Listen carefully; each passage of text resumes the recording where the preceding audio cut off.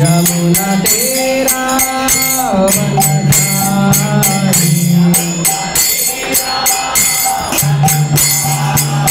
यमुना तेरा वनचारी।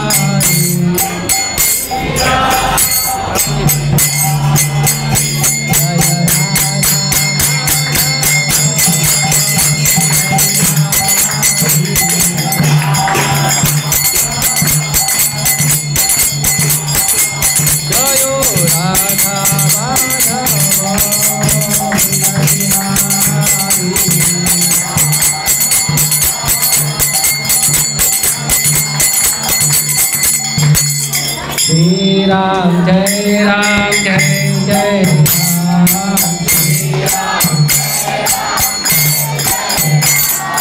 श्री राम जय राम जय जय राम, श्री राम जय राम जय जय राम, श्री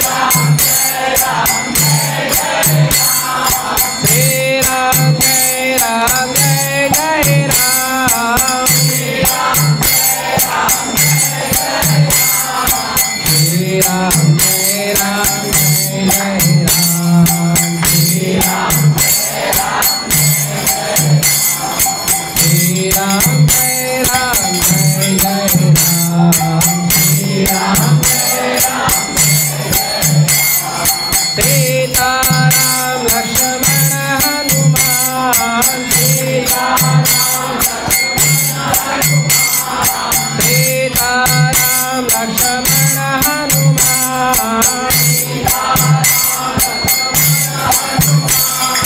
श्री राम जय राम जोर से, श्री राम जय राम जय राम,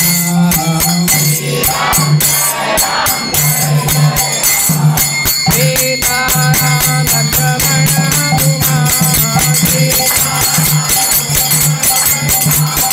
सीता राम लक्ष्मण हनुमान, श्री राम जय राम जय राम, श्री राम जय राम जय राम, रघुपति राघव राजा राम,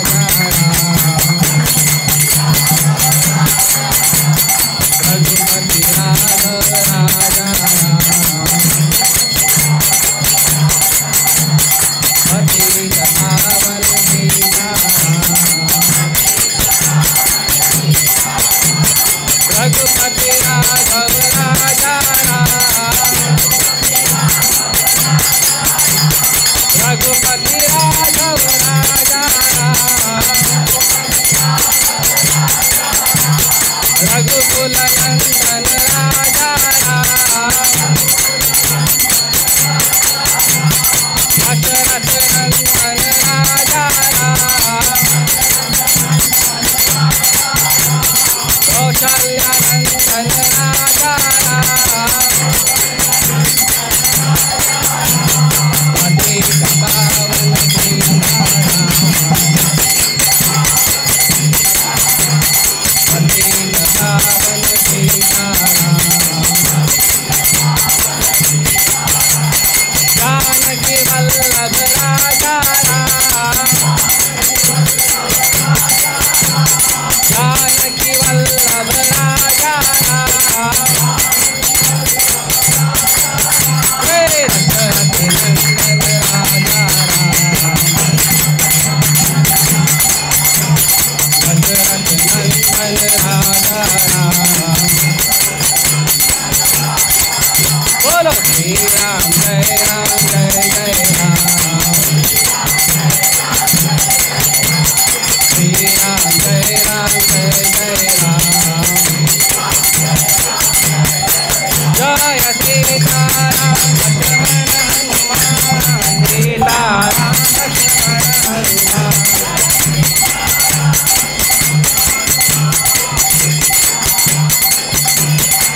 जय राधा भज कुंद राधा भज कुंद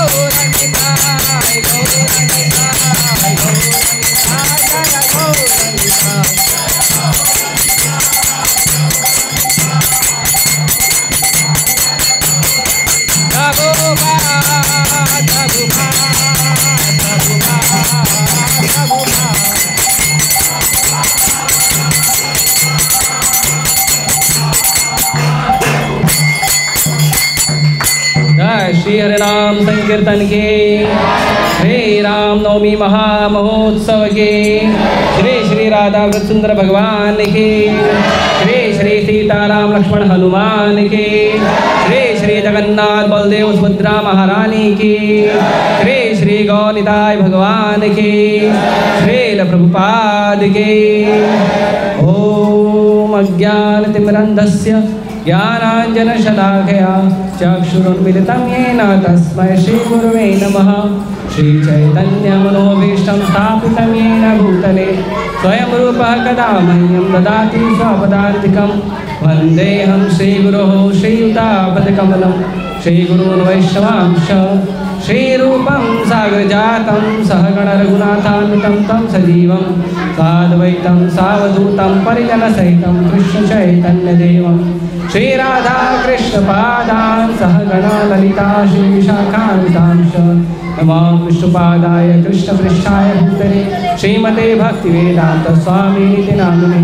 नमस्ते सारस्वते देवे गौरवाणी प्रचारिणे निर्विशेष शून्यवादी पाश्चात्यदेशतारिणे। नमो महावदन्याय कृष्ण प्रेमदाय कृष्णाय कृष्ण चैतन्य नाम्ने गौतुषे नमः। हे कृष्ण करुणा सिंधु दीनबंधु जगत्पते गोपेश गोपिकाकांत राधाकांत नमस्ते।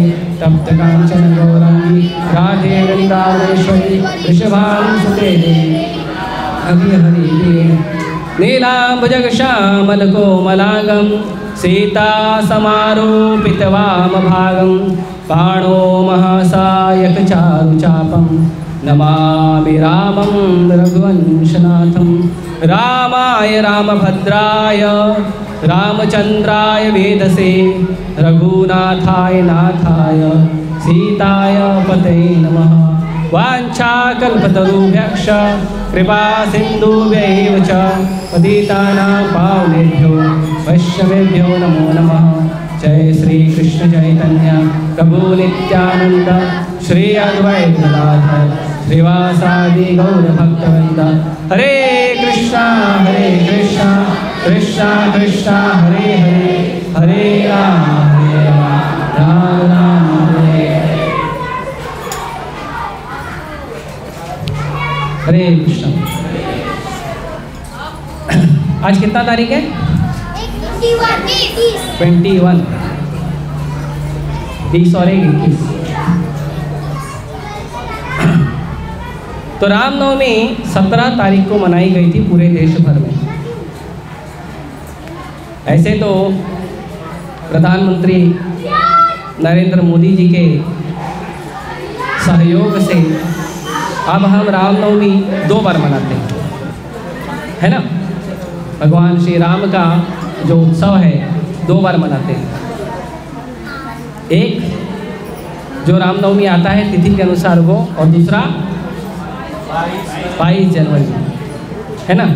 तो 2 हो गए। कहाँ नास्तिक लोग सोच रहे थे कि हिंदू लोग एक भी रामनवमी नहीं मनाना चाहिए, कहाँ राम की कृपा से 2 हो गया। इसीलिए भक्तों को निराश नहीं होना चाहिए। भक्तों को भगवान डबल कृपा करने के लिए हमेशा रेडी रहते हैं, पर भगवान को चाहिए कि भक्तों की श्रद्धा मजबूत रहे, हिले नहीं। इसके लिए भगवान कहते हैं अन्यन्य चिंतयन्तो माम ये जना परिप्रासते। तो हमेशा जो चिंतन करता है भगवान का। दूसरा भगवान एक जगह कहते हैं दृढ़ व्रतः, कि जो भक्त होना चाहिए वो कैसा होना चाहिए? दृढ़ व्रतः होना चाहिए, है ना। अपने व्रत में, अपनी तपस्या में, अपने साधना में, अपने निष्ठा में, अपने विश्वास में, अपने श्रद्धा में दृढ़ होना चाहिए। उसकी श्रद्धा हिलनी नहीं चाहिए, तब जाके भगवान विशेष आशीर्वाद देते हैं। और भगवान किसी को भूलते नहीं हैं, किसी की सेवा, किसी की कुछ भी भूलते नहीं हैं। और इसके कई उदाहरण जो है हम रामलीला में और बाकी भगवान की जितनी भी लीलाएं हैं उसमें हम सुनते हैं। तो क्योंकि हम चर्चा करने जा रहे हैं भगवान की, तो मैंने परम पूज्य गोपाल कृष्ण गोसाई महाराज का लेक्चर सुना सुबह भगवान श्री रामनवमी के उपलक्ष्य में। तो मैं उसी लेक्चर को रिपीट करूँगा, क्योंकि मेरे पास तो ज्ञान है नहीं अपना कुछ, जो है गुरुओं से प्राप्त हुआ है उसी को रिपीट कर देता हूँ, ठीक है।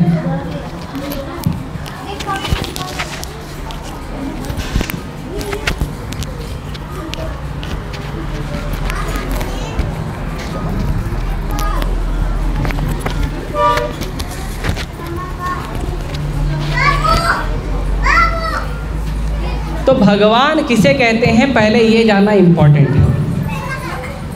भगवान राम हैं कि भगवान कृष्ण हैं कि भगवान चैतन्य महाप्रभु हैं कि और कोई भगवान है, शिव जी भगवान हैं ना गणेश जी भगवान हैं, नया अभी मार्केट में एक नए बाबा आए हैं वो भगवान है। कौन भगवान है पहले ये पता होना चाहिए।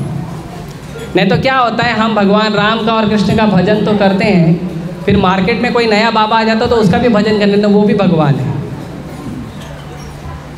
तो हमारी श्रद्धा जो है वो विचलित हो जाती है और हमारी श्रद्धा इतनी सस्ती हो गई है कि कोई बाबा आके कुछ चमत्कार दिखा दिया हम उसको भगवान समझने लगते हैं। आपको एक उदाहरण बताता हूँ प्रभुपाद जी का।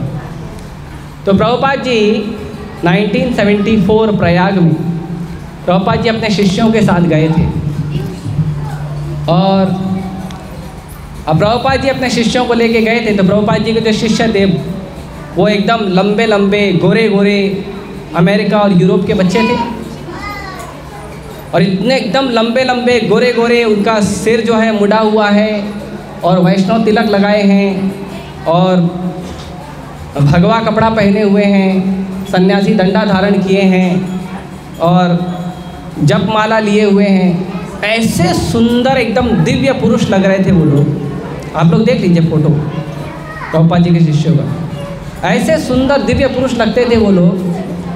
तो जितने लोग आए थे वहाँ पे कुंभ मेला में सब प्रभुपाद जी के शिष्यों को ही देखने लग गए। बोले क्या डायरेक्ट वैकुंठ से इंपोर्ट किया है क्या? एकदम उनको ही देखने लग गए सब। तो वहाँ पे एक बाबा था जिसको अच्छा नहीं लगा कि प्रभुपाद जी के शिष्यों को सारे लोग देख रहे हैं, क्योंकि उसके शिष्य भी अपने गुरु को नहीं देख रहे थे, प्रभुपाद जी के शिष्यों को देख रहे थे। तो बोला ये क्या देखते हो, रुको मैं दिखाता हूँ। उसने क्या किया, उसने कोई मंत्र पढ़ा और गंगा के पानी के ऊपर चलने लगा और गंगा के पानी पे चल के उसने गंगा को पार कर लिया और उसने कहा ये सिद्धि है किसी के पास तो बताओ। अब प्रभुपाद जी के शिष्यों के लिए ये बड़ा नया अनुभव था, ये क्या चीज़ है भाई, पानी के ऊपर चल के चले गया। ठीक है हम हरे कृष्णा जप करें ठीक है, लेकिन यहाँ पानी के ऊपर चल लिया। तो वो आश्चर्यचकित हो गए। तो उन्होंने पूछा प्रभुपाद जी को व्हाट इज़ दिस, ये क्या है भाई? प्रभुपाद जी बोले रुको बताता हूँ। फिर प्रभुपाद जी बोट वाले को बुला, इधर आओ। बोट वाला आया, प्रभुपाद जी बोट में बैठे, उन सब अपने बच्चों को बोले बोट में बैठ जाओ। बोट वाले को 2 पैसा दिए और बोले हमको गंगा पार करा दो, और बोट वाले ने गंगा पार करा दिया 2 पैसा लेके। फिर प्रभुपाद जी ने कहा कि ये जो बहुमूल्य मूल्यवान जीवन है, इससे भगवान कृष्ण का, भगवान राम का हमें शरण प्राप्त हो सकता है। इस बहुमूल्य जीवन को उस व्यक्ति ने बर्बाद कर दिया सिर्फ पानी के ऊपर चलने के लिए। उसका वैल्यू कितना है? 2 पैसा। आप 2 पैसा दे के बोट से नाव पार कर लो, क्यों तब जीवन बर्बाद करके सिद्धि प्राप्त करने चले गए? तो ये बहुमूल्य मनुष्य जीवन मिला है हमें भगवान राम के चरण कमलों में भक्ति प्राप्त करने के लिए। जादू टोना सीखने और जादू टोना करने वालों को फॉलो करने के लिए नहीं मिला है।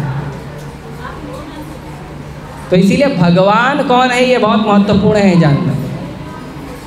तो श्री व्यासदेव जी के पिताजी का नाम है पराशर मुनि। पराशर मुनि जो हैं उन्होंने भगवान की व्याख्या की है। ऐश्वर्यस्य समग्रस्य वीर्यस्य यशस्य ज्ञान वैराग्य यश्चैव षड्विधि भगवन्मना। कहते हैं कि जिस व्यक्ति में 6 गुण, 6 ऐश्वर्य अनलिमिटेड हो, अनलिमिटेड मतलब ऐसा नहीं है कि आप धनी हो तो कोई और आपसे ज़्यादा बड़ा धनी है, वो नहीं। चाहे मैं धनी हूँ, चाहे वो धनी है, चाहे संसार का सारा धनी है। सारा धन किसका है? सारा धन उसी व्यक्ति का होना चाहिए। जैसे आज के टाइम पे वर्ल्ड्स मोस्ट रिचेस्ट मैन कौन है? जो भी है, मेरे को नाम नहीं पता, मेरे टाइम पे बिल गेट्स था।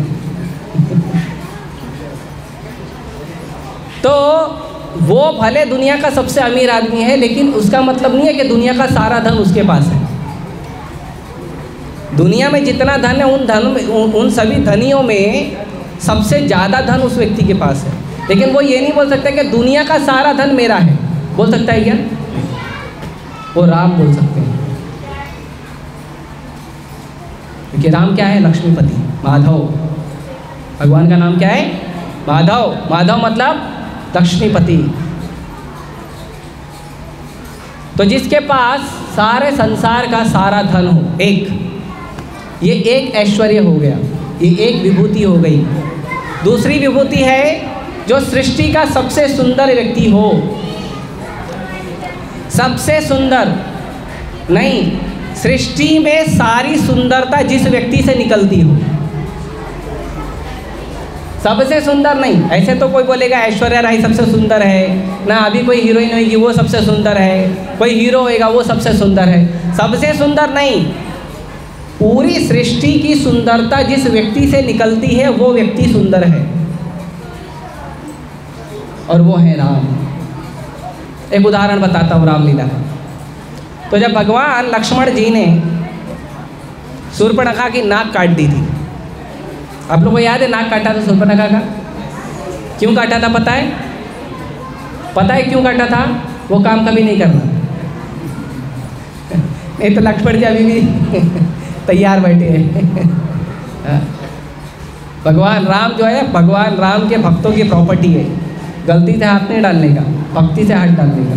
गलती से डालेंगे तो लक्ष्मण जी खड़े हैं बाजू में, देख लो। सीताराम बाजू में लक्ष्मण, और लक्ष्मण जी के बाद आप बाद में पहुंचोगे, पहले हनुमान जी निपटा देंगे आप। तो इसके लिए क्या करना है?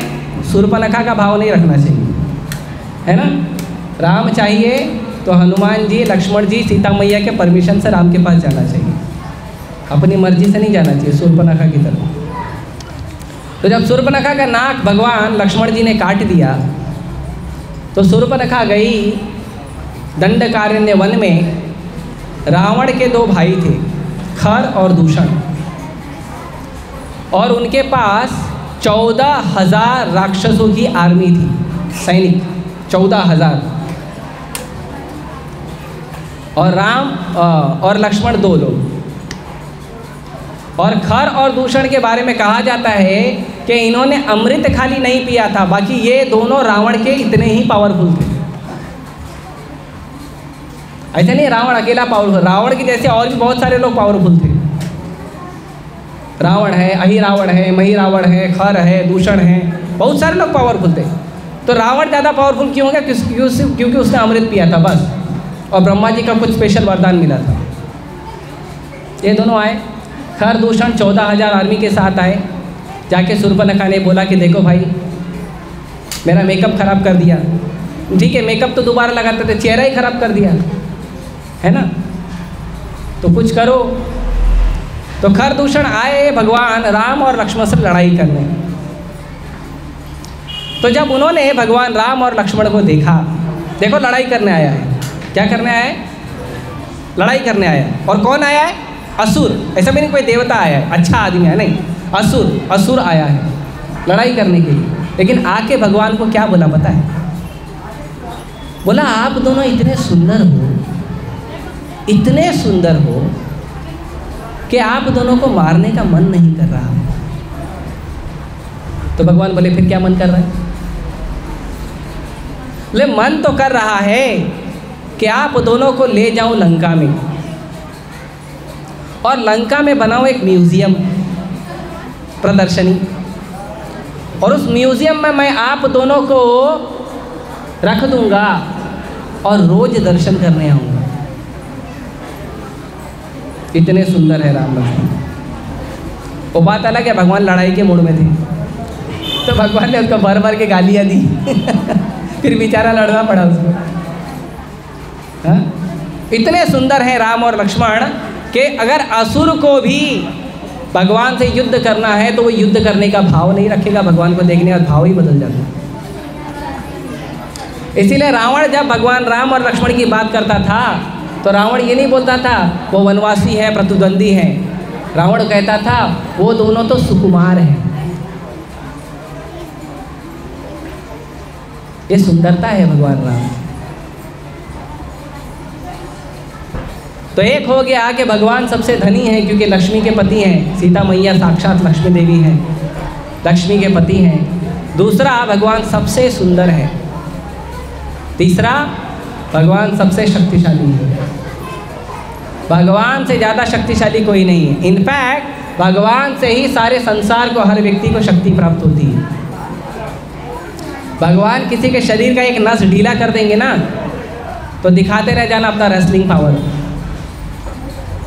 कुछ नहीं होने वाला। तो जो खरदूषण आए थे 14,000 राक्षसों के साथ, आपको जान के आश्चर्य होगा, उसको राम और लक्ष्मण ने नहीं मारा, उसको केवल श्री राम ने मारा था, अकेले। है ना, कई लोग बोलते राम गए थे रावण से लड़ने तो बंदरों की सेना लेके गए थे, उनको तो सेवा में लगाने ले गए थे कि भगवान का सेवा करेंगे तो उद्धार होगा। उसको मारने के लिए रावण को भगवान अकेले ही काफ़ी थे। अब मारने की क्या ज़रूरत है, भगवान तो रावण के हृदय में है।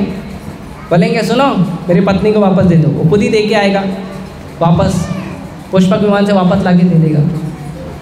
लेकिन भगवान इतने शक्तिशाली हैं, उन्होंने अपना शक्ति प्रदर्शन भी करके दिखाया। अकेले उन्होंने खर और दूषण और 14,000 राक्षसों को वध किया अकेले। तो लक्ष्मण जी कहाँ थे? भगवान राम ने कहा लक्ष्मण सीता को अंदर ले जाओ, इन लोग से मैं अकेले भिड़ूंगा, अकेले लड़ाई करूँ। तो ये तीसरा वैभव है कि भगवान सबसे शक्तिशाली है। और एक वैभव है, कौन सा? बोलो। हाँ, भगवान सबसे ज़्यादा यशस्वी है, भगवान सबसे ज़्यादा फेमस है।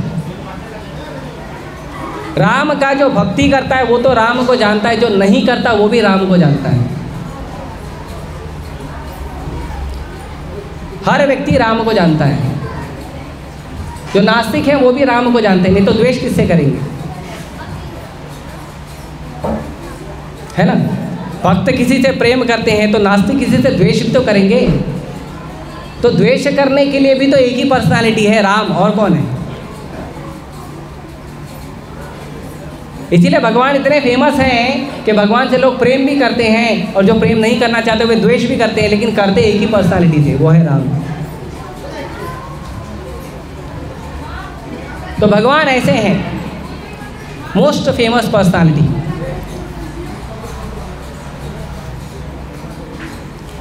और भगवान के अंदर और एक विशेष गुण है, वो है भगवान सबसे ज़्यादा ज्ञानी है।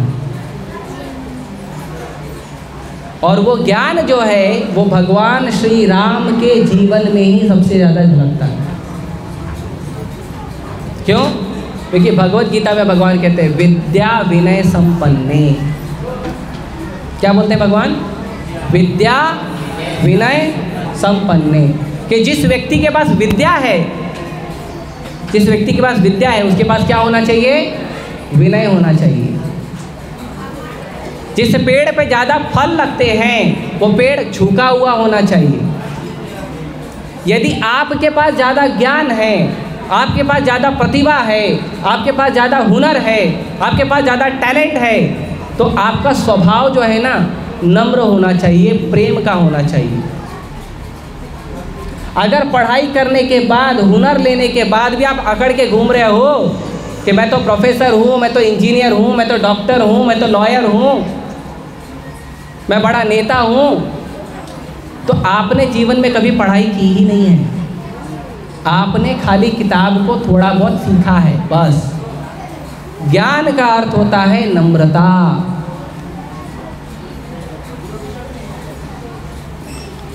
इसके लिए संस्कृत का एक श्लोक है, विद्या विनयेत शोभते। विद्या उसी को अच्छी लगती है जिसके पास विनय हो, जिसके पास नम्रता हो। और भगवान राम से ज़्यादा नम्रता किसके पास होगी? सबको गले लगा रहे हैं भगवान। जिनको वैष्णव कृपा करते हैं भगवान उसको गले लगा लेते हैं तुरंत। जिनको समाज अलग कर देता है कि आप हमारे समाज में मत रहिए, भगवान उसको गले लगा देते हैं। क्योंकि भेद जो है वो मनुष्य करता है, भगवान और भगवान के भक्त भेद नहीं करते, क्योंकि ये ज्ञानी है और सृष्टि का सारा ज्ञान भगवान से निकलता है। तो इसके लिए सारा ज्ञान जिसके पास है वो है राम। और एक ऐसा गुण, एक ऐसा वैभव, एक ऐसा ऐश्वर्य जिसके प्राप्त होने पे ये बाकी के जो 5 ऐश्वर्य है वो चुपचाप पीछे चले आते हैं, है ना। ज्ञान हो गया, सुंदरता हो गई, धन हो गया और शक्ति हो गई, ये जितने भी ऐश्वर्य हैं ये उस एक ऐश्वर्य के प्राप्त होने पे अपने आप पीछे चले आते हैं। पता है वो कौन सा ऐश्वर्य है? वो है त्याग। और भगवान राम ने त्याग करके दिखाया। क्या नहीं त्यागा भगवान ने। और त्यागने का मतलब ऐसा नहीं ठीक है यार छोड़ दो, ठीक है अब नहीं मिल रहा तो क्या करो, अब नहीं मिल रहा तो क्या करें, ठीक है जाने तो नहीं चाहिए, नहीं, प्रेम से स्वीकार किया। आपको कुछ त्यागने के लिए कहा गया है, प्रेम से स्वीकार करिए। 2 भक्त बैठे हैं प्रसाद पाने के लिए, गुलाब जामुन बांटा जा रहा है। आखिरी में 2 भक्त बचे गुलाब जामुन बांटने के लिए और गुलाब जामुन एक बचा। उस समय पता चलता है कि त्याग करने का भाव किसके अंदर है। ऑब्वियसली जिसको गुलाब जामुन नहीं पसंद है वो तो त्याग कर देगा, लेकिन दोनों को पसंद है उसके बाद त्याग करेगा, वो बड़ी बात है। और खुशी खुशी कि प्रभु जी नहीं आप लीजिए हम तो बहुत खाते रहते हैं, तब बड़ी बात है। तो ये जो 6 के 6 विभूतियाँ हैं, ये 6 के 6 जो ऐश्वर्य हैं, ये 100% जिस पर्सनालिटी में मिलते हैं, थोड़े थोड़े तो सबके अंदर हैं, थोड़े थोड़े मेरे अंदर भी हैं, आपके अंदर भी हैं, लेकिन 100% जिस व्यक्ति के अंदर है, जिस व्यक्ति से हमें प्राप्त होते हैं, वो व्यक्ति है राम। इसीलिए राम है भगवान, इसीलिए राम भगवान है, इसीलिए भगवान कृष्ण है, इसीलिए चैतन्य महाप्रभु भगवान है, क्योंकि उनके अंदर ये 6 के 6 ऐश्वर्य 100% कंप्लीट मात्रा में है, जरा सा भी कम नहीं है। और पूरी सृष्टि में जितना भी लोगों को ये ऐश्वर्य प्राप्त होते हैं वो राम से ही प्राप्त होते हैं। किसी को ऐसा नहीं सोचना चाहिए कि आज मेरे पास ज़्यादा धन हो गया है तो मैं राम से बड़ा हो गया हूँ, आज मैं कोई बड़ा नेता बन गया हूँ तो राम से बड़ा हो गया हूँ, आज मैं मिस्टर यूनिवर्स या मिस यूनिवर्स बन गई हूँ तो राम से बड़े हो गए। नहीं नहीं, आपके शरीर का एक स्क्रू ढीला करेंगे ना तो सब मटिया मेट हो जाएगा। इसीलिए राम से बड़ा होने का प्रयास मत करो, राम का दास बनने का प्रयास करो, तब जाके हमें असली कृपा, असली धन प्राप्त होगा। इसीलिए सृष्टि का सबसे बहुमूल्य धन क्या है पता है? सीता राम के चरणों में सेवा प्राप्त करना, इससे बड़ा धन नहीं है। राधा कृष्ण के चरणों में सेवा प्राप्त करना। जिस व्यक्ति को रुपए का, गाड़ी का, बंगले का या पशुओं का धन प्राप्त हुआ है, वो कोई धन थोड़ी है, वो तो आपका शरीर छूटने के पहले ही छूट जाएगा। आप जैसे हॉस्पिटल में जमा होगे वैसे ही घर परिवार वाले तुरंत डिसाइड करने लगेंगे अभी ये जाएगा 1 हफ्ते बाद तो कौन कितना बांटेगा।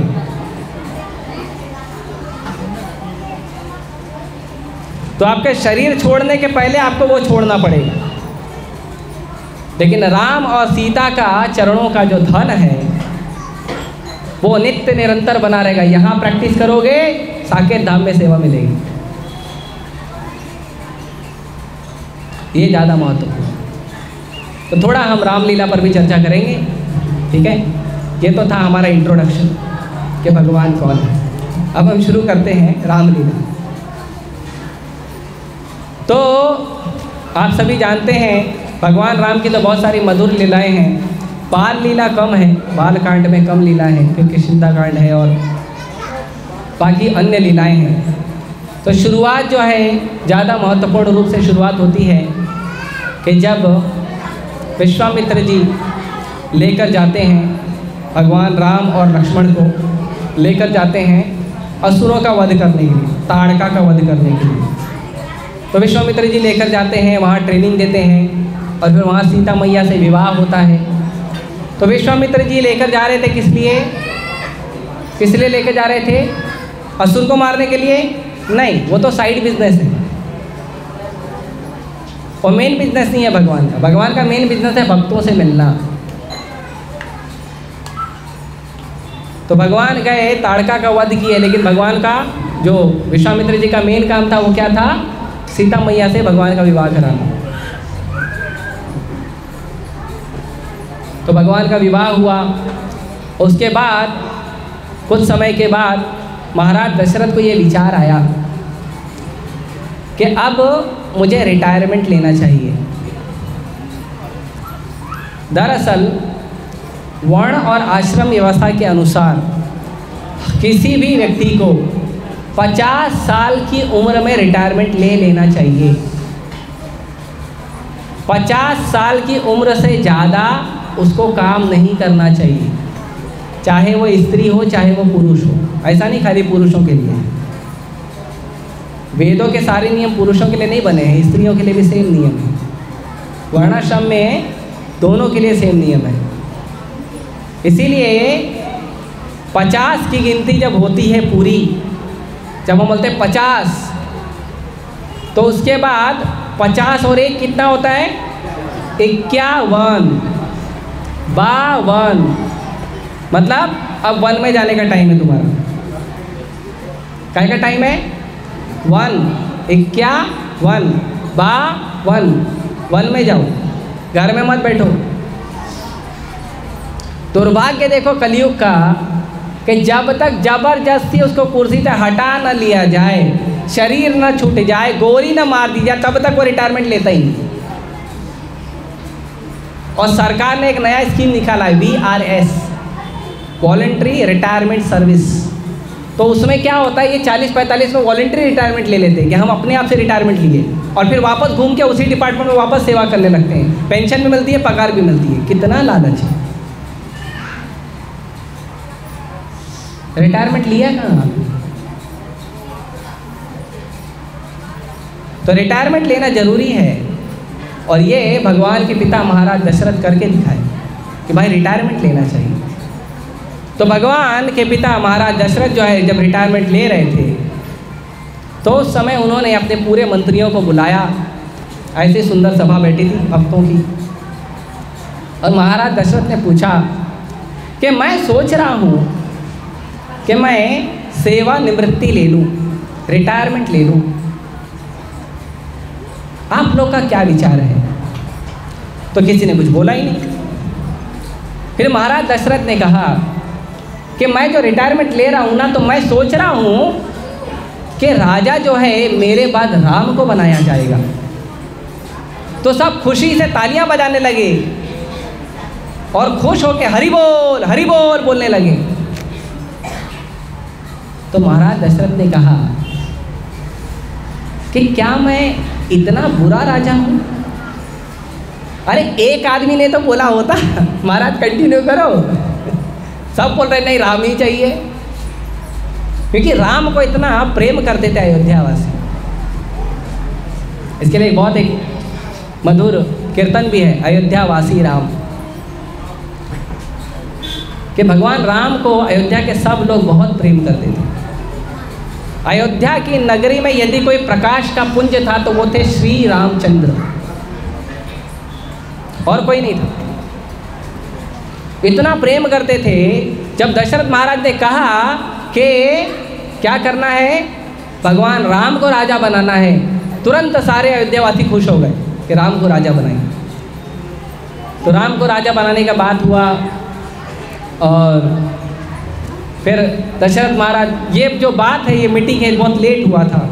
फिर दशरथ महाराज सोचे मैं जाके अपनी एक एक रानियों को बता देता हूँ, और राम को भी बता दिए, राम और सीता को भी बता दिए कि कल तुम्हारा अभिषेक होगा, राज्याभिषेक। और उसके बाद बताते बताते जब वो गए माता कैकेयी के भवन में, तो माता कैकेयी अपने भवन में थी ही नहीं। माता कैकेयी कहाँ है? तो माता कैकेयी है कोप भवन में। अभी एक कोप भवन नाम की एक चीज़ होती है जो आपको पता रहनी चाहिए। आजकल क्या होता है, हमको गुस्सा आता है ना तो हम अपने घर के बर्तन वर्तन तोड़ने लगते हैं, देखा गया है। जो हाथ में रहता है उसी को पटक देते हैं। कोप भवन ऐसा होता था कि अगर आपको गुस्सा आया है तो अपने घर के बर्तन मत तोड़ो, एक घर अलग बनाया, एक भवन अलग बनाया जाता था जहाँ पे बर्तन तोड़ने के लिए ही रखे जाते थे। वहाँ पे जाओ, जितना जी करे बर्तन तोड़ो और गुस्सा शांत कर लो और फिर वापस घर में आओ, घर के बर्तन मत खराब करो। उसको बोलते हैं कोप भवन। कोप मतलब जो गुस्सा होता है। तो गुस्सा निकालने के लिए एक अलग रूम बनाया जाता था। इधर अपने रूम बनाने से फुर्सत नहीं है, गुस्से वाला रूम कैसे बनाएंगे? इसीलिए अपने घर में ही तोड़ फोड़ करते हैं। और बर्तन नहीं मिला तो जो आदमी सामने रहता उसी को तोड़ना शुरू कर देते हैं। आदमी बच्चा जो भी है। तो माता कैकेयी कोप भवन में थी। तो पूछा क्या हुआ, तो नहीं, माता कैकेयी दुखी है। तो बातचीत हुआ। माता कैकेयी ने क्या कहा कि मुझे 2 वरदान चाहिए। जो 2 वरदान उन्होंने पहले ही प्रॉमिस किया था महाराज दशरथ ने। युद्ध के समय माता कैकेयी ने महाराज दशरथ की सहायता की थी। तो उस समय महाराज दशरथ ने कहा था कि तुमको मैं कुछ वरदान देना चाहता हूँ। माता कैकेयी ने बोला अभी ज़रूरत नहीं है, जब ज़रूरत होगी तो मांग लेंगे। तो आज जब भगवान राम का अभिषेक होने वाला है, राज्याभिषेक, तो उस समय माता कैकेयी ने मांगा। तो माता कैकेयी ने अपने मन से नहीं मांगा था, माता कैकेयी ने मांगा था क्योंकि मंथरा ने उनको ज्ञान दिया था। तो संसार में बुरी आदतों के साथ रहना या बुरे लोगों के साथ रहना गलत नहीं है, लेकिन बुरे लोगों से अपना दिल खोलना गलत है। यदि हमारे आसपास कुछ ऐसे लोग हैं जो हमारे जीवन में नकारात्मक विचार डालते हैं, तो ऐसे लोगों को संसार में रखना, जीवन में रखना गलत नहीं है, लेकिन उन लोगों से अपने जीवन की गतिविधियों को चर्चा करना गलत है। जो मंथरा के साथ करने पर माता कैकेयी पे प्रभाव पड़ा। माता कैकेयी जो है वो भगवान राम को सबसे ज़्यादा प्रेम करती थी। यहाँ तक कि भगवान राम माता कैकेयी को माँ बोलते थे। जब सीता मैया आई थी विवाह करके, तो माता कैकेयी ने अपना स्वर्ण भवन सीता मैया को मुँह दिखाई दी थी। अपना घर, सोने का घर सीता मैया को मुँह दिखाई में दे दिया। इतना प्रेम करती थी। लेकिन अभक्तों का संग करने के कारण, ऐसा व्यक्ति जो राम से ईर्ष्या करता है, उसका संग करने के कारण कैकेयी माता पे प्रभाव पड़ गया। ये हमारे लिए सीख है कि हमें ऐसे लोगों का संग ज़्यादा नहीं करना चाहिए, और करना भी चाहिए तो उनसे हृदय खोलकर बात नहीं करनी चाहिए, नहीं तो हमारे ऊपर नकारात्मक प्रभाव पड़ेगा।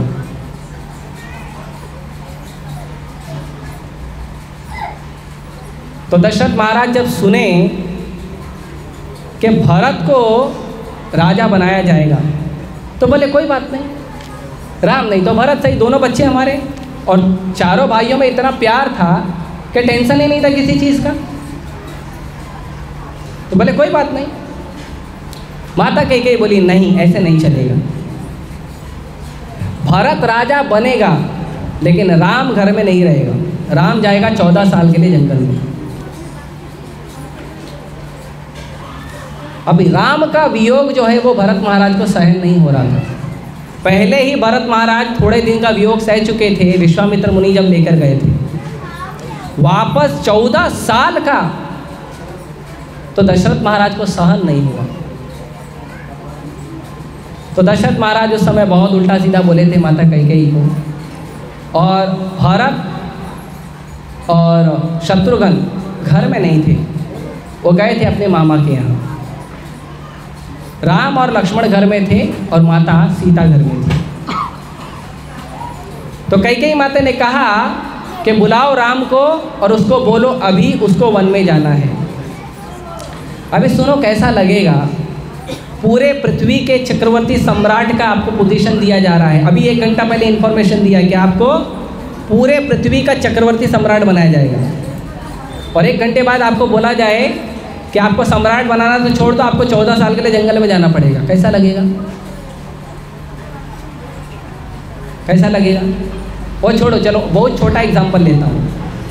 आपका रिजल्ट आया, जो भी है, एसएससी का, 12वीं का, ग्रेजुएशन का, आपका रिजल्ट आया। आपने एक बार लॉगिन किया, आपको दिखा you are pass first rank. फिर साइट में कुछ गड़बड़ हो गया, फिर दोबारा लॉगिन किया, फिर आया यू आर फेल। ऐसा लगेगा?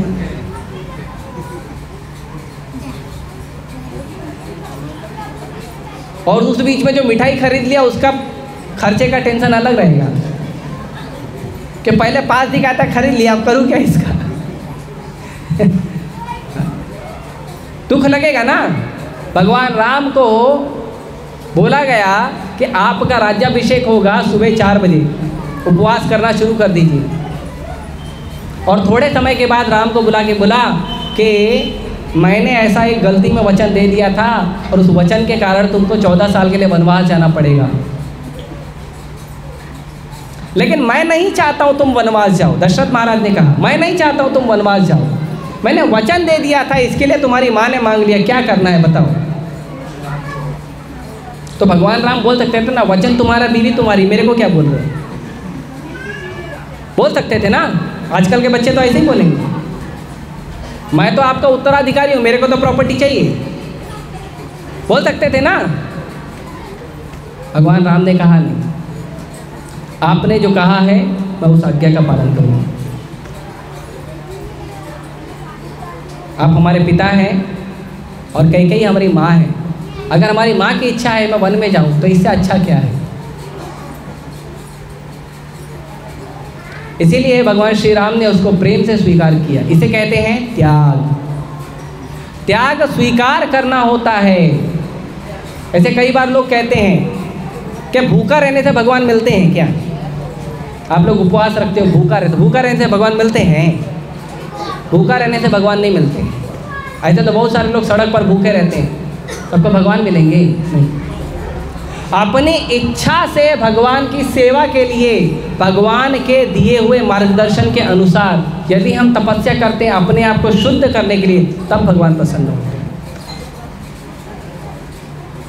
यदि हम अपने आप को शुद्ध करने का भाव ही नहीं रखे हैं और उपवास रखे हैं तो उस उपवास का कोई फायदा नहीं। इसीलिए कई बार उपवास के कई सारे नियम होते हैं। उपवास में ये खाना है, ये नहीं खाना है, ऐसे बैठना है, ऐसे सोना है, यहाँ नहाना है, वो नहीं करना है। उपवास का ये सब महत्व नहीं है। उपवास का महत्व है भगवान का ज़्यादा से ज़्यादा नाम जप करना। हरे कृष्णा कृष्णा कृष्णा हरे हरे, हरे राम राम राम हरे हरे। ये उपवास का महत्व है। और भगवान का कीर्तन करना, गुणगान करना, ये उपवास का महत्व है। उपवास का महत्व नहीं है कि आप उपवास किया है तो क्या करें। अब देखो शरीर में कमजोरी आ रही, ठीक है हम रोज़ 8 घंटा सोते हैं, आज 12 घंटा सोएंगे, काम कुछ करेंगे नहीं। उससे अच्छा आप अनाज खाइए और हरे कृष्ण मंत्र जप करिए, वो ज़्यादा अच्छा उपवास है। तो उपवास का मतलब होता है उपवास, अपने साधारण जीवन से ऊपर उठकर जीवन जियो, और वो जीवन है भक्ति का जीवन, उसको उपवास कहते हैं। इसको त्याग कहते हैं। त्याग ऐसा होना चाहिए। तो भगवान राम ने त्याग करके दिखाया। उसके बाद भगवान राम आगे बढ़े। आगे बढ़े और देखिए बड़ी अजीब बात है कि भगवान राम ने तो अपना राजपाट त्याग दिया। तो अगर कोई किसी आदमी ने अपना राजपाट त्याग दिया है तो उसको जो कहीं जाएगा, कहीं जीतेगा, कुछ प्रॉपर्टी मिलेगी तो ले लेगा ना। चलो अपने घर में नहीं मिला, बाहर तो जीत के लिया हूँ, बाहर तो मेरा हुआ है ना। तो भगवान राम गए थे किष्किंधा नगरी में। किष्किंधा नगरी में उनकी जो भेंट हुई वो हनुमान जी से हुई, हनुमान जी और सुग्रीव जी से। सुग्रीव जी का सहयोग करने के लिए भगवान श्री राम जी ने बाली का वध किया। तो जब बाली का वध किया तो किष्किंधा नगरी किसकी हुई? राम की। भगवान राम ने लिया, सुग्रीव को दे दिया। इसको बोलते हैं त्याग। कि ईमानदारी से उन्होंने त्याग किया है। जो राजमहल है, जो राजभवन है, उसका ईमानदारी से त्याग किया है। नाम के लिए नहीं, चलो ठीक है अयोध्या में तो त्याग कर दिया ना, अभी किष्किंधा का राजा बन जाता। आगे जाके जब रावण का वध करते हैं तो भी भगवान ने लंका नगरी को स्वीकार नहीं किया। किसको दिया? विभीषण को दिया। रखे नहीं अपने पास। ऐसा आदर्श होना चाहिए। तो भगवान राम भगवान क्यों हैं? क्योंकि वो खुद तो वनवासी हैं लेकिन दूसरों को राजा बनाने की क्षमता रखते हैं, इसके लिए भगवान है। राम खुद वनवासी हैं लेकिन सुग्रीव को राजा बना रहे हैं, विभीषण को राजा बना रहे हैं। ऐसा कोई व्यक्ति है क्या? इसीलिए राम भगवान है कि खुद तो किंकर हैं लेकिन दूसरों को राजा बनाने की क्षमता रखते हैं। तो भगवान राम के साथ लक्ष्मण जी गए, माता सीता गई। लक्ष्मण जी भगवान राम का वियोग नहीं सह पाते थे, वो हमेशा भगवान राम के साथ ही रहते थे। यहाँ तक कि लक्ष्मण जी भगवान राम का इतना सेवा करते थे कि विवाह करने के बाद माता सीता को भगवान राम का सेवा का मौका ही नहीं मिलता था। लक्ष्मण जी इतना सेवा करते थे कि सीता मैया को अपने पति के सेवा का मौका ही नहीं मिलता था। सारा सेवा लक्ष्मण जी पहले ही कर देते थे, बचपन से कर रहे थे। ऐसा प्रेम था दोनों में। आज तो आप 2 खिलौना लेके आओ तो 2 खिलौना भले 2 लोगों के लिए ले आए हो, लेकिन फिर भी दोनों में झगड़ा होता है। क्योंकि ये जो ज्ञान है रामायण का, महाभारत का, भक्ति का, ये ज्ञान हम घर में नहीं दे रहे हैं। घर में हम दे देते हैं मोबाइल, टीवी, मूवी, ये दे देते हैं। तो आजकल के मोबाइल में, टीवी में, मूवी में क्या दिखाया जाता है? झगड़ा। फिर माँ बाप आके पूछते पता नहीं कहाँ से झगड़ा करना सीख गए, मैं तो सिखाई नहीं। अरे आपको भी तो ट्रेनिंग मिला है टीवी से। किसी भी व्यक्ति को यदि अपने जीवन में झगड़ा कम करना है तो मैं अभी इसी समय 50% आपके लाइफ का झगड़ा कम हो जाएगा, गारंटी, 100% गारंटी है। और एक ही दिन में कम हो जाएगा। ऐसा नहीं उसके लिए बड़ी तपस्या करनी पड़ेगी, एक ही दिन में कम हो जाएगा 50%, इमीडिएट 50% डिस्काउंट झगड़े का। पता है उसके लिए क्या करना है? सीरियल देखना, मूवी देखना बंद कर दीजिए, तुरंत खत्म हो जाएगा। और अगर आप अच्छे विचार वाले हो तो 90% खत्म हो जाएगा। थोड़ा बहुत जो मन का विचलन है उतना ही रहेगा। क्योंकि जितना ट्रेनिंग हमारे समाज में आ रहा है ना, ये मूवी, जो इंस्टाग्राम के रील्स हैं, जो सीरियल्स हैं, उससे आ रहा है। यही सिखाते हैं कि माँ और बेटी में लड़ाई कैसी होनी चाहिए, भाई भाई में लड़ाई कैसा होना चाहिए, सास बहू में लड़ाई कैसे होनी चाहिए, 2 दोस्तों में लड़ाई कैसी होनी चाहिए, एक लड़की 2 लड़के के लिए कैसे लड़ाई करती है, एक लड़का 2 लड़की के लिए कैसे लड़ाई करता है। ये सब उसी से आता है। पहले हमारे पास जो माँ होती थी ना, पूरे साल के लिए माँ होती थी।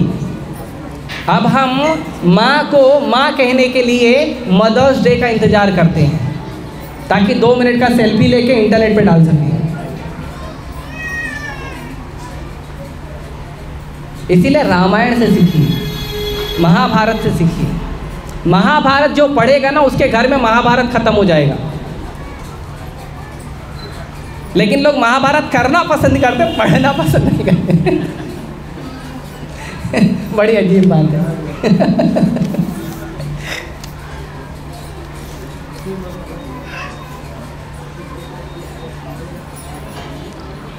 तो भगवान श्री राम वनवास गए, माता सीता साथ में गई, उसके साथ लक्ष्मण जी गए। मैं बहुत शॉर्ट में कर रहा हूँ, ठीक है, बहुत बड़ी कथा है।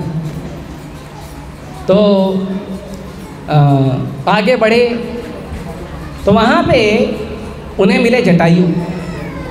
अब देखिए, जटायु जी ने प्राण त्याग किया और महाराज दशरथ ने प्राण त्याग किया। दोनों ने प्राण त्याग किया और दोनों ने राम के वियोग में ही प्राण त्याग किया। लेकिन जटायु जी भगवान राम का सेवा करते हुए प्राण त्याग किए। तो दशरथ जी भगवान राम से प्रेम है इसीलिए प्राण त्याग किए, लेकिन उनको मुखाग्नि जो है भगवान राम के हाथों से नहीं मिली,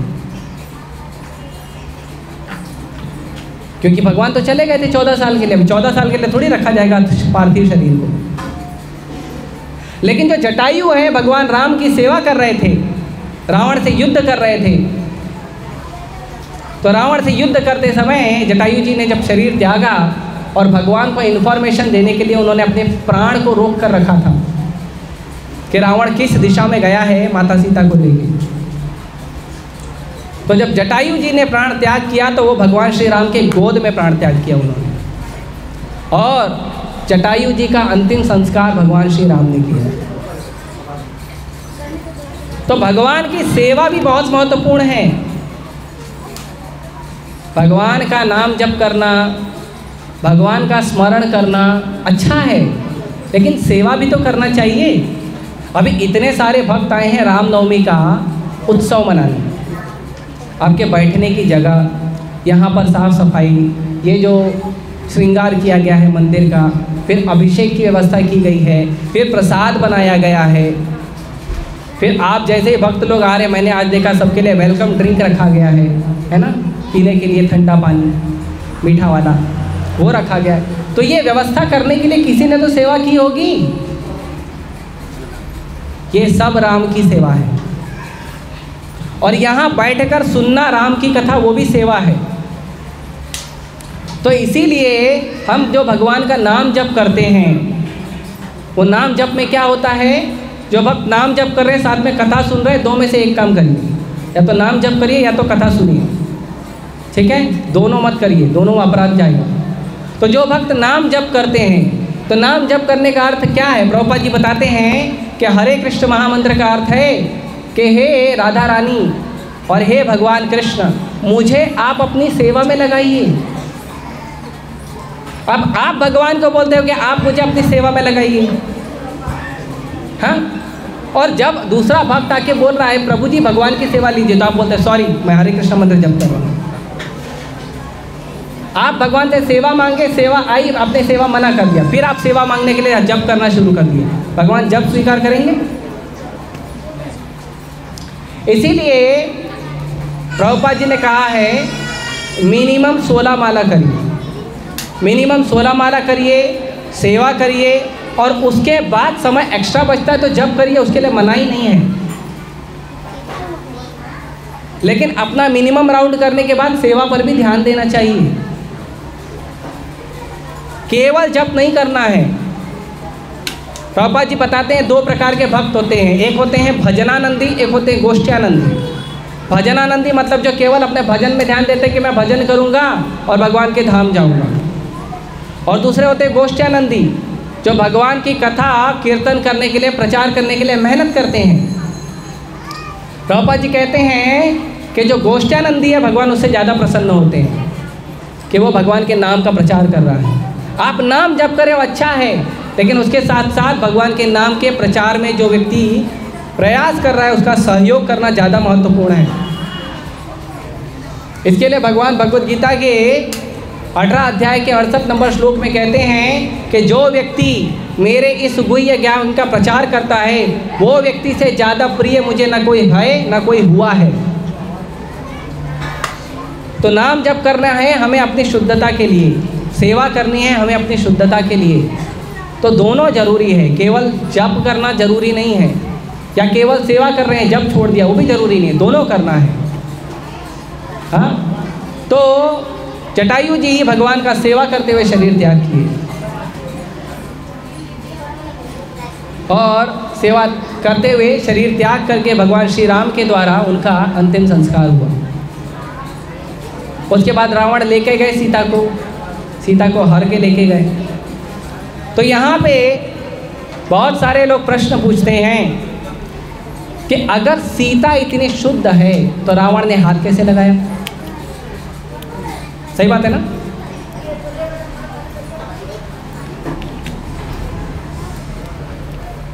सीता शुद्ध है तो रावण ने हाथ कैसे लगाया? क्योंकि सती में तो इतनी शक्ति होती है कि सती को अगर कोई पर पुरुष हाथ लगा दे तो पर पुरुष जल के राख हो जाता है। और सीता मैया से ज़्यादा सती कोई है ही नहीं सृष्टि में। तो चैतन्य महाप्रभु एक बार दक्षिण भारत की यात्रा कर रहे थे। तो चैतन्य महाप्रभु को एक ब्राह्मण ने बोला कि हमारे घर में आइए और प्रसाद लीजिए। महाप्रभु चले गए। जब महाप्रभु उनके घर पे गए तो उन्होंने बोला था 12 बजे आ जाना, घर में प्रसाद रहेंगे, आपके लिए बढ़िया अरेंजमेंट करके प्रसाद होगा।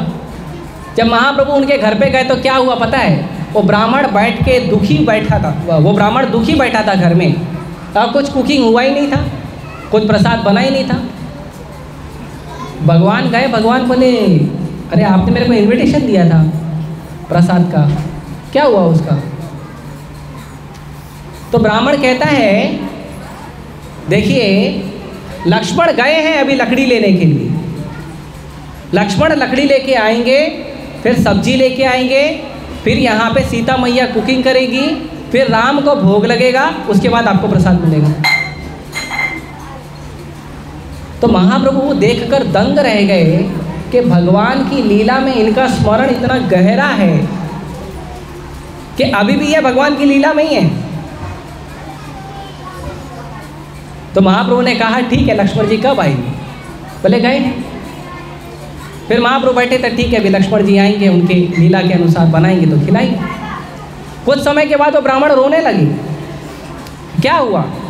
तो उन्होंने कहा कि इस दुष्ट रावण को मैं छोड़ूंगा नहीं, इसने कैसे मेरी माँ को हाथ लगाया, और ये हाथ लगा कैसे सकता है? मेरी माँ जो है लक्ष्मी है, साक्षात लक्ष्मी को एक असुर कैसे हाथ लगा सकता है? ये जल के राख क्यों नहीं हो गया?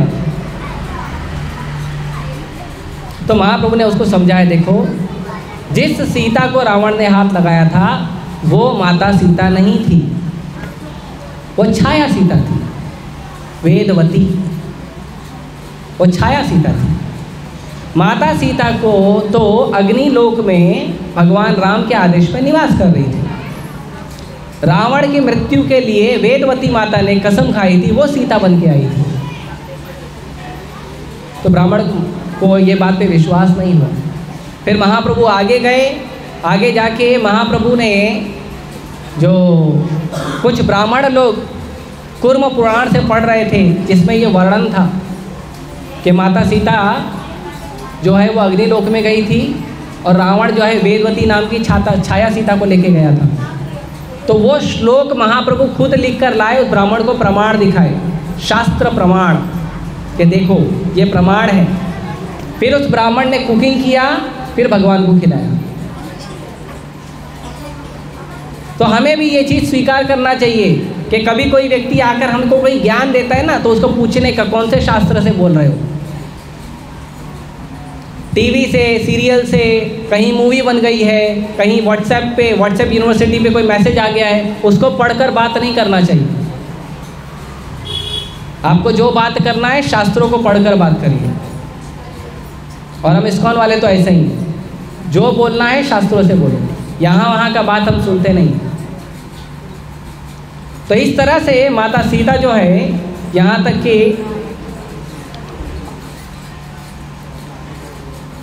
यहाँ तक कि जो रामचरितमानस है उसमें भी वर्णन है, उसमें भी वर्णन है कि भगवान श्री राम जिस दिन रावण आने वाला था उसके एक दिन पहले रात में भगवान राम माता सीता को कहते हैं, तुम पावक ही करो निवासा जब तक करूँ निशाचर नासा। कि तुम अग्निलोक, पावक मतलब अग्नि, तुम अग्निलोक में चले जाओ जब तक मैं इन असुरों का वध नहीं कर लेता हूँ। तो रामचरितमानस में भी वर्णन है इसका, और वाल्मीकि रामायण में तो वर्णन है ही। तो माता जो सीता थी वो छाया सीता थी। तो भगवान श्री राम ने जो अग्नि परीक्षा ली थी माता सीता की, वो सीता मैया की नहीं ली थी। जो छाया सीता है वो अग्निलोक में गई थी, और जो माता सीता है वो अग्निलोक से वापस आई थी।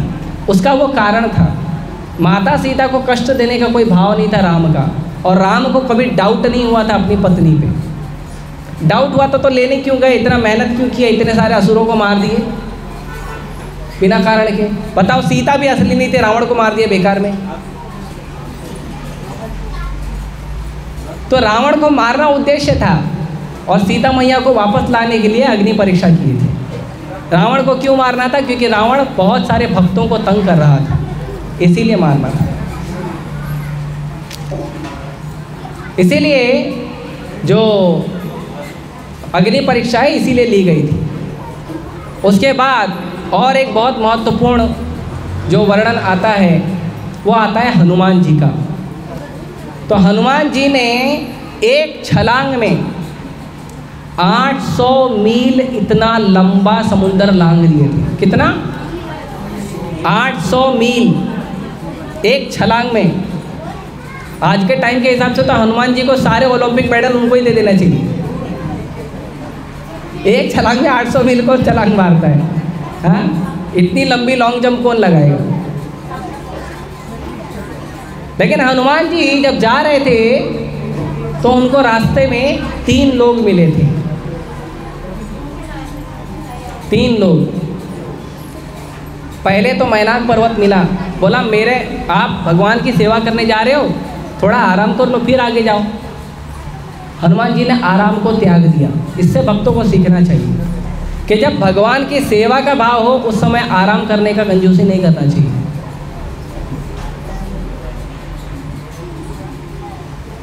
उसके बाद दूसरी एक राक्षसी मिली जब हनुमान जी आगे जा रहे थे।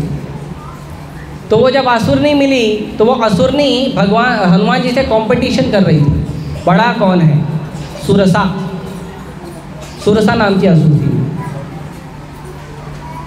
तो वो कंपटीशन कर रही थी। हनुमान जी को बोली मैं तुमसे बड़ी होकर तुमको खा जाऊंगी।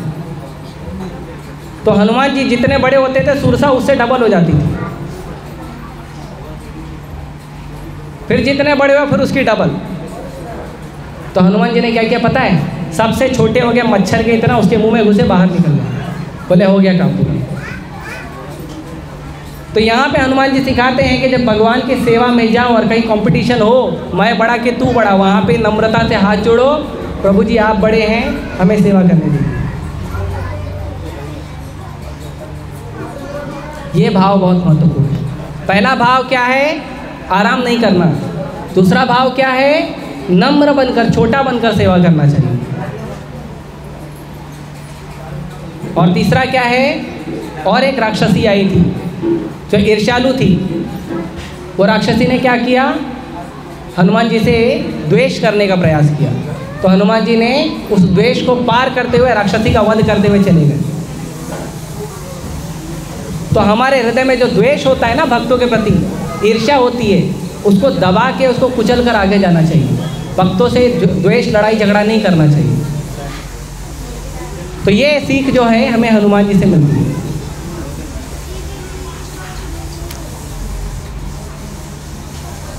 तो ऐसे तो कई इसका वर्णन ज़्यादा है, लेकिन मैं थोड़े में समाप्त करता हूँ क्योंकि समय हो रहा है अभिषेक का। तो भगवान श्री राम के लीला में और एक महत्वपूर्ण चीज़ हमें सीखने मिलती है, वो है भगवान का नाम। भगवान का नाम जप करना। जो विभीषण जी थे वो असुरों की नगरी में रहते हुए भी सुरक्षित थे। क्यों? क्योंकि उन्होंने नाम का आश्रय लिया था।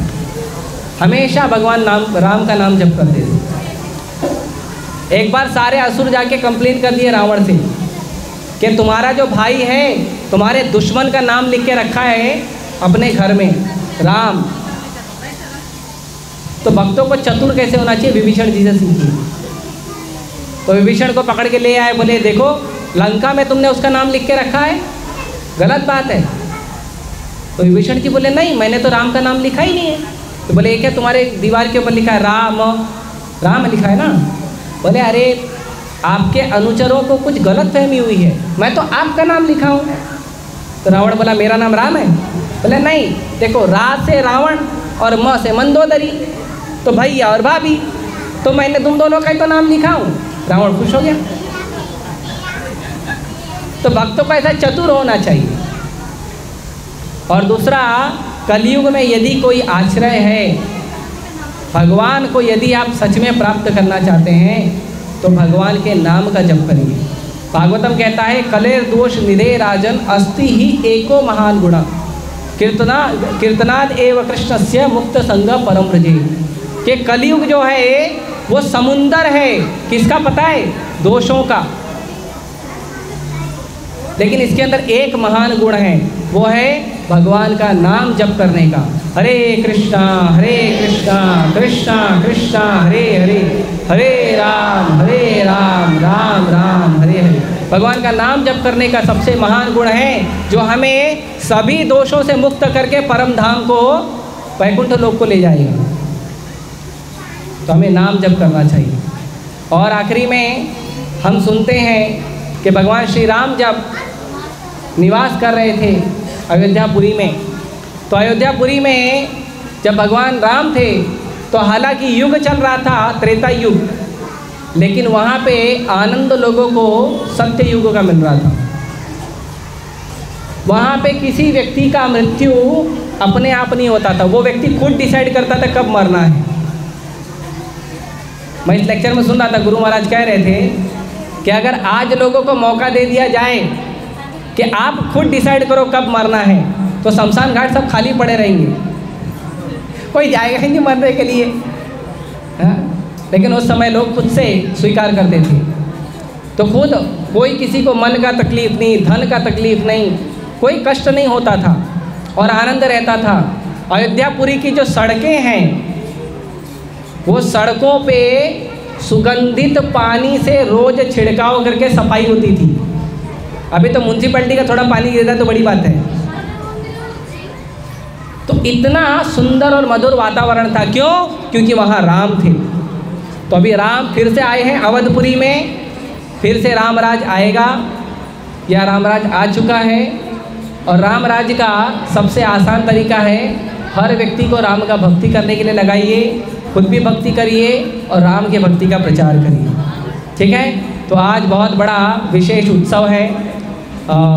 हमारे मंदिर के जो अध्यक्ष हैं सचिपुत्र गौर प्रभु, उनके मार्गदर्शन से जो मैंने थोड़ा सा चर्चा करने का प्रयास किया है, तो उसके लिए मैं आप सभी का आभारी हूँ और आप सभी को धन्यवाद करता हूँ कि आप इतने बड़ी संख्या में आए हैं और भगवान श्री राम का गुणगान सुन रहे हैं। ठीक है?